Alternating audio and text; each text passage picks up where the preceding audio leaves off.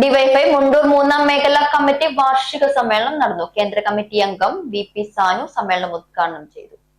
സേവന സാമൂഹിക മേഖലകളിൽ കേരളത്തിലെ യുവജന പ്രസ്ഥാനങ്ങളിൽ മുൻപന്തിയിലുള്ള ഡിവൈഎഫ്ഐ മുണ്ടൂർ മൂന്നാം മേഖലാ സമ്മേളനം കുന്നപ്പുള്ളിക്കാവ് കൃഷ്ണ ഓഡിറ്റോറിയത്തിൽ സുജിത് നഗർ എന്ന നാമകരണം ചെയ്ത സമ്മേളന നഗരിയിൽ നടന്നു. മേഖലാ പ്രസിഡന്റ് വിഷ്ണു പതാക ഉയർത്തി. രക്തസാക്ഷി മണ്ഡപത്തിൽ പുഷ്പാർച്ചനയോടെ ആരംഭിച്ച സമ്മേളനത്തിൽ മേഖലാ പ്രസിഡന്റ് വിഷ്ണു അധ്യക്ഷത വഹിച്ചു. മേഖലാ സെക്രട്ടറി മണികണ്ഠൻ സ്വാഗതം പറഞ്ഞ സമ്മേളനത്തിൽ മേഖലാ കമ്മിറ്റി അംഗം മേഘ രക്തസാക്ഷി പ്രമേയവും ഫവാസ് അനുശോചന പ്രമേയവും അവതരിപ്പിച്ചു.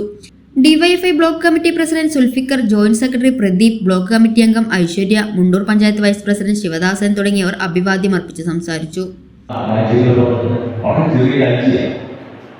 വലിയ സാമ്പത്തിക രാജ്യമല്ല, 56 ഇഞ്ച് നെഞ്ചളവുള്ള ഭരണാധികാരികളുള്ള രാജ്യങ്ങളുമല്ല. പക്ഷെ അവർ പറഞ്ഞു അലങ്കേരത്തോടുകൂടി ഒരു കാര്യം പറഞ്ഞത്, അങ്ങനെ അത്തരം ഞങ്ങളുടെ നാട്ടിലുള്ള ജനങ്ങളെ കുടിയേറ്റക്കാരായി, അനധികൃത കുടിയേറ്റക്കാരായി ഉത്തരവുത്തി ഞങ്ങളുടെ നാട്ടിലേക്ക് തിരിച്ചടക്കാനാണ് നിങ്ങളുടെ ഭാവമെങ്കിൽ ആ വിമാനം ഒന്നുപോലും ഞങ്ങളുടെ വ്യോമാതിർത്തി കടന്ന് എത്തില്ല.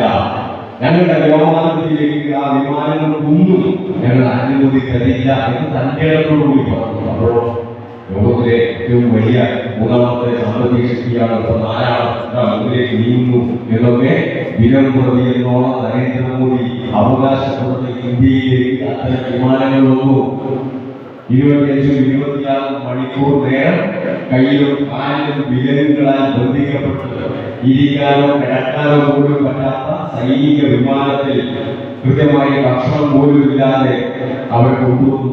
മനുഷ്യരെയാണ് കൊണ്ടുവന്നത്, ഇന്ത്യക്കാരെയാണ് കൊണ്ടുവന്നത്. ഓരോ ഇന്ത്യക്കാരന്റെയും ആത്മാഭിമാനത്തെ ചോദ്യം ചെയ്ത പ്രവൃത്തിയാണ് നടന്നത്.